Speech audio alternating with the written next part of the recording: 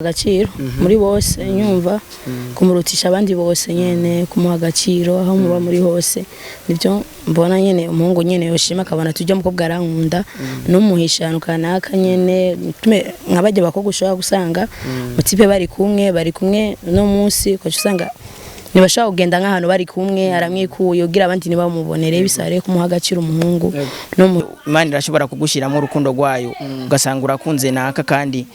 wowe ntufatira no kintu na kimwe cy'umukundi ugasanga nyine urukundo rw'Imana nyine rwashizwe muri mwebwe ugasanga murakundanye kandi ni nimumye cyangwa nta muntu afise cyangwa nta maboko afise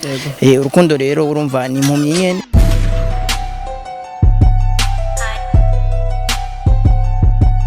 Hello peoples, mwaramutse cyangwa mwiriwe bakunzi ba Ndaho TV. Iyi ni Ndaho TV. Remember kugira subscribe, like, share na comment. Commentaire zanyu zirakeneye kwiteka ryanyu nkuko mwaba mubidukorera. Mutubaye hafi kandi turabakunda cyane. Twobaho ibi bizu ntitwobakwiza ko muri benshi. Ahubwo turifuza nabandi. Wewe umaze kudukunda, dukundisha abandi mu gupartage ibikorwa byacu no mugu dushigikira buri kimwe cyose. Gira subscribe, like, share na comment. Ndakwibukije remember kugira subscribe kuri channel ya Ndaho TV. Ni Andy the MC. Kuri mikuru nyuma ya kamera hari dosi denjba ikiganiro ni urukundo ruhagaze gute. Welcome. Umeze neza? Meze bon. Basanzwe bakwita gute? Basanzwe banyita Uwimana Amida Amishu. Ego Amishu. Ikiganiro citwa urukundo ruhagaze gute. Ni kuvuga ko dushaka kumenya hantre urukundo ruba hagati y'umuhungu n'umukobwa, urukundo ruba hagati y'umugabo n'umugore, nibwo tuza guhagarara ko ariko hari izindi nkundo nyinshi papa mama kwa mu mama n'umwana byose biri ariko no munsi bakaze ku rukundo rw'abakundanye umusore no n'inkumi. Usanzwe uri mu rukundo? Naravyigeze. Kubera ko no munsi ari mu rukundo kandi waravyigeze? So kubera narahemukiwe kandi cyane sauf abahungu bashika bane. Wahemukiwe n'abahungu bane ushaka kuvuga ko none ku ruhande rwawe abahungu n'abakobwa ni bande bahemukira abandi cyane? N'abahungu cyane. Ndise kuko je nahemukiwe n'abahungu bane sije nabahemukiye nibo bamemukiye. Icemeza ko abahungu aribo bahemuka cyane. Ubu tworonka nk'umuhungu tukamu sorry bro. Umeze neza? Twashaka gato turi mu kiganiro turi live kuri Ndaho TV. Ikiganiro ni urukundo ruhagaze gute. Turiko tuyaga nuno mukobwa ariko about urukundo atubwiye neza na neza ko ngo abahungu aratwemeje ko abahungu aribo bahemuka cyane ko turifuza ko dufasha nk'iminota 2 cyangwa 3 dufashanye muri kino kiyago nimba byo gukunda. Nta kibazo nimba bidateba kuko akanyura abona ko hari byo nariko ndajamwo. Nta kibazo dufashe tuhagarara uko musa dukore turi dukorana n'abantu babiri nje hagati yanyu. Yitwa Mida, presentation yitwa Mida, Jenny MC Andy kuva kuri Ndaho TV. Nawe bo Jenny yitwa Mzaliwa Fleury bakaba bantazira kandi Muzafly. Yego Muzafly. Turi live kuri Ndaho TV. Ikiganiro ni urukundo ruhagaze gute. Turiko tuyagira ku about urukundo umujene abajene jeune garçon jeune fille umusore n'inkumi. Amida remeza ko Amida ushaka kwemeza kandi ko abahungu aribo bahemuka imbere y'umuhungu. Abahungu nibo bahemuka kandi cyane. Gisi ndabona umukobwa ahemuka vraiment. Frère wo vyemeza gute? Nawe ubibona kwiki ubivuga kwiki? Bro Jenny baza ko aho onye Amida avuze bo sinovuga ko ahihendeye cyankwe avuze ukuri mugabo je novuga ko yoba pinze gato ndavye ko ku gitsina gore nyene yoba bavugiye kuko uravye ibintu byo guhemuka hari ama preuve menshi n'abahungu bavuga ati narahemukiwe boje kuri ivyo rero ku kintu cyo guhemukirwa vraiment ndabona umengo kiri kuri kote yose yaba bahungu canka abakobwa bose harimo ibyo guhemuka bose barabikora.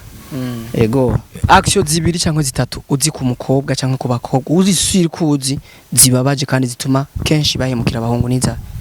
bo ikintu cyambere novuga gituma umukobwa ahemukira umuhungu je maze kubona mu ma relation menshi bo novuga ko nitama sinzi kurono kivuga mu kirundi bo abakobwa urumva nk'amafaranga kenshi kwifuza sivyo bo umukobwa arashobora kuba mwarakundanye mukava kure cyane mugashika nyene kure cyane sivyo mugabo abonye lo type qui est supérieur yiwawe arashobora kuguheba kandi bitavuye yuko akwanse oya nuko abona nyene bo wewe future yiwawe kenshi barakorera kuri fitira abakobwa. Ego ni naco gikuru gituma bahemukira abahungu. Ego Amida action nawe uzi ku bahungu kenshi bakora bigatuma amarelation y'abantu benshi yapfa uzi umaze kubamwo cyangwa uzi no kubagenzi? abahungu safu umuhungu urashaka kumwereka urukundo ukamwereka ko umukunda urumva ko akaza kuri wowe akaguhenda nyine ko uri umwe iwiwe urumva uri umukobwa umwe iwiwe ukasanga wowe barakubesha urumaranye igihe kinini ukasanga afise undi pembeni urumva kuvangije umwe babiri batatu bane urumva ibintu nk'ivyo rero abahungu benshi barabikunda nta mukobwa umwe ashobora gukundana nabo umwe babiri batatu bane urumva Fari burya urukundo gwiza ku muhungu uruhande rw'umuhungu urukundo gwiza no gwaye bo uvuze urukundo gwiza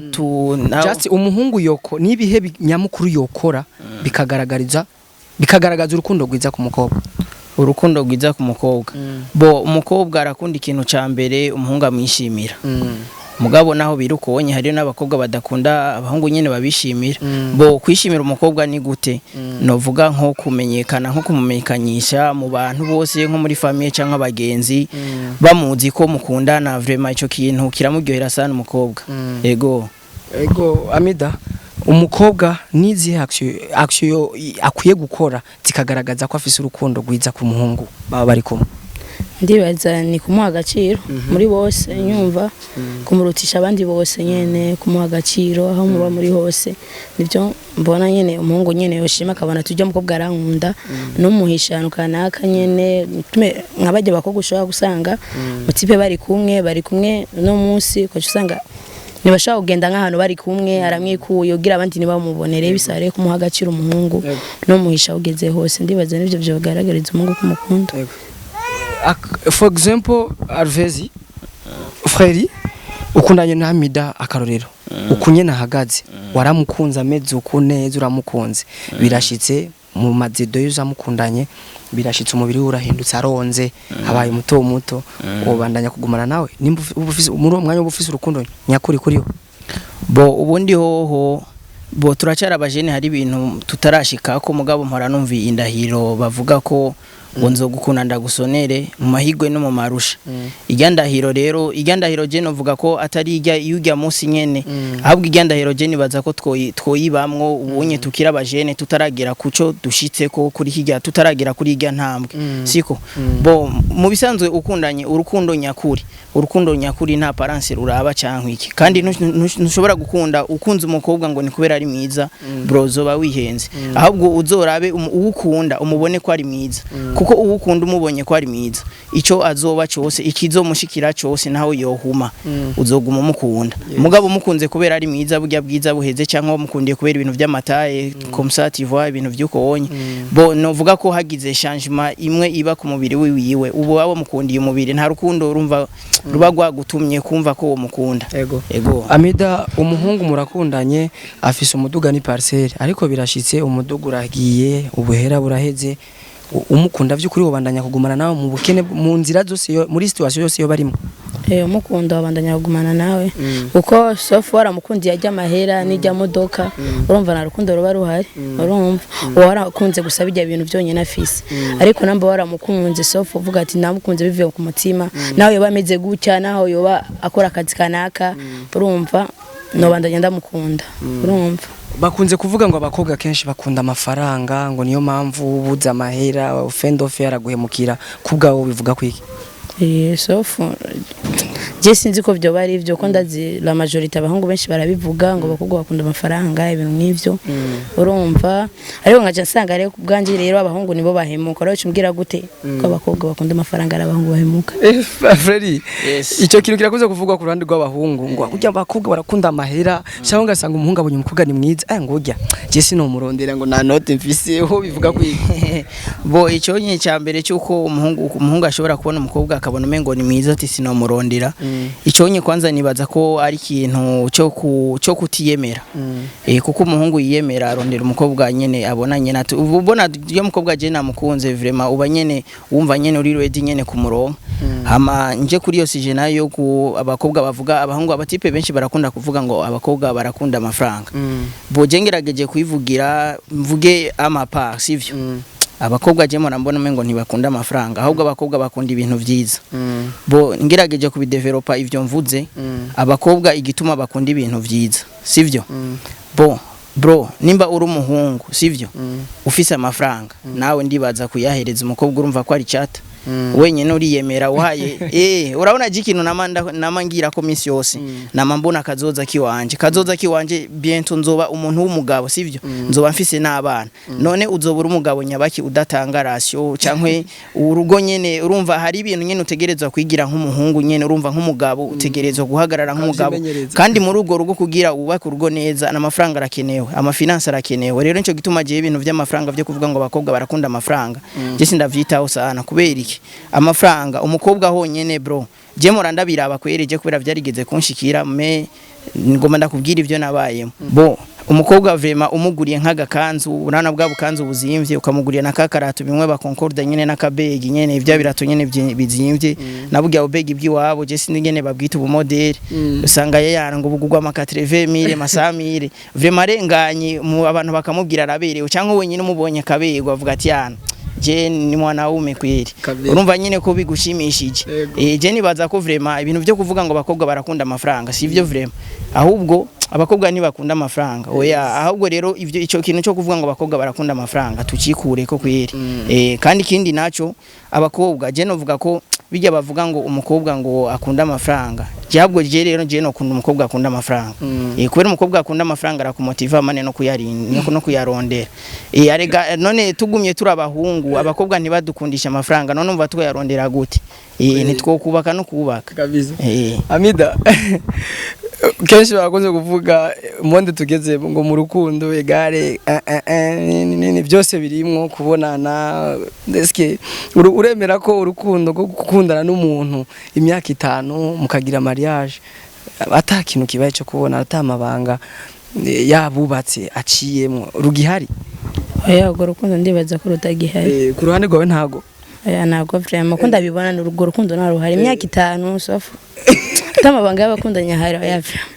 sinzi ega urahindutse kawaida ni amabanga yabubatse wovuze n'amabanga y'abakunda ça veut dire que hari amabanga y'abakunda n'ayabubatse oya ni byose ari yabubatse najya nkene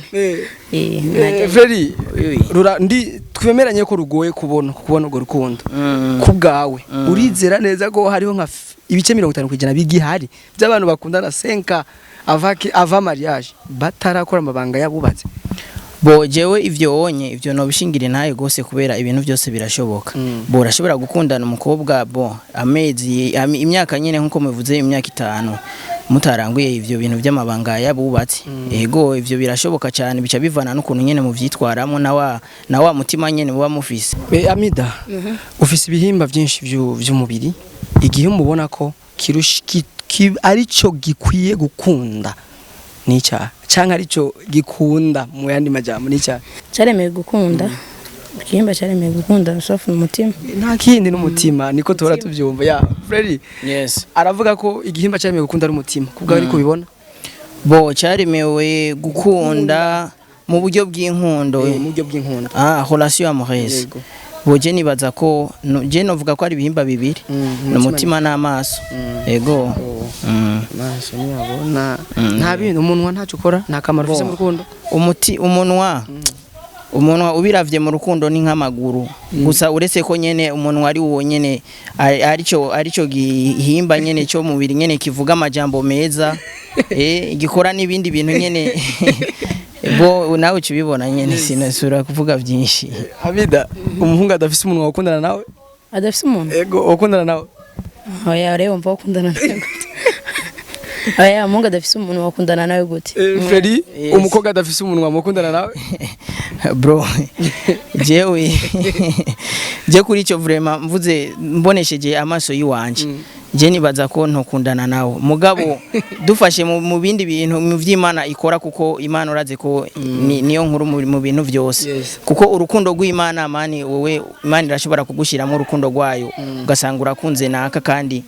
wowe ntufatira no kintu na kimwe cy'umukundi ugasanga nyine urukundo rw'Imana nyine rwashizwe muri mwebwe ugasanga murakundanye kandi ni nimumye cyangwa nta muntu afise cyangwa nta maboko afise urukundo rero urumva ni impumyi nyene urukundo ni impumyi ntirubona kweri yukunze nyene umuntu nyene fresh yeba uko abari kose kweri nyene ya mukundo ko nyene ego Amida umuhungu atamahera afise atahaba afise dufate nk'umuhungu w'imfu uwo mwibarabara washobora gukundana nawe byoshika mugakundana birashobora gushika tugakundana byoba byaciye kuki bivuye ko ngene mba ndamukunda birashobora gushika tugakundana frère umukobwa amaze kwibaruka washobora gukundana nawe bo je ndashobora gukundana nawe ego twabanye neza cyane ariko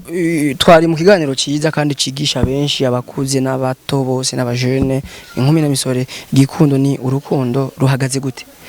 akajambo ka nyuma nk'impanuro ku bakunzi ba Ndaho TV bo ku bakunzi ba Ndaho TV n'urundi gwaruka nagoma ndabahanure gato imera nk'usozera bo ibintu by'urukundo bujyanye n'umwanya kandi ibintu by'urukundo ni novuga ko ari step sivyo bo hari ibintu abajene kenshi dukunda kwita mu gasanga turiko turita mu bintu by'ingorane sivyo par exemple nk'ubunye je nagoma mpanure sana nko kubahungu vraiment je nagoma ndabahanure ko ikintu ca mbere bo kwita hamagara yiwabo sivyo hama bakitaho ubuzima bw'iwabo bakamera neza bo nshatse kuvuga ibintu vyerekeye ubuzima hama urashobora gukunda n'ibita umwanya urashobora gukunda umwanya wari wose urashobora gukundana n'umuntu umwanya ari wose kubera gukundana si competition we ntuzobona abandi ngo barakundanye ngo je nanje ngo vyansize oya gukundana si competition kweri nta muntu muri kumuriruka nawe kandi si itegeko nawe uzogufunga ngo nta muntu mukundanye hari wewe nawe bisengere ibintu byose bishire mu kiganza cy'Imana ubisengere kandi ugushaka umubwira ati yana jewe kweri je nshaka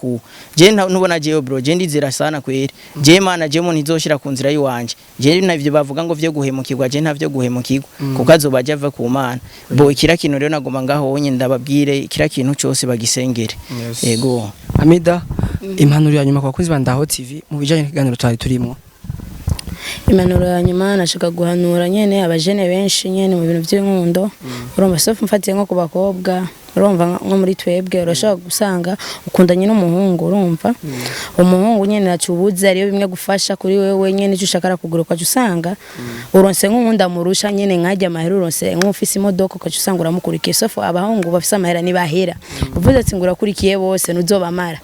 oya nikibaho rero vyiza nyene ogumana n'ujya nitwishinga nyene yatama nyene dufise kwa abahungu ni bazohera bazokama baza kandi amahera aza bafise amahera tuvuze ati ngo ko nitwabamara bose vraiment gusa nashaka nyene mbwira abakobwa bose nyene abakunzi bose ba Ndaho TV bose nuko urukundo sigukunda kijya kintu umuntu afise urukundo nyene ni kwizerana n'umuntu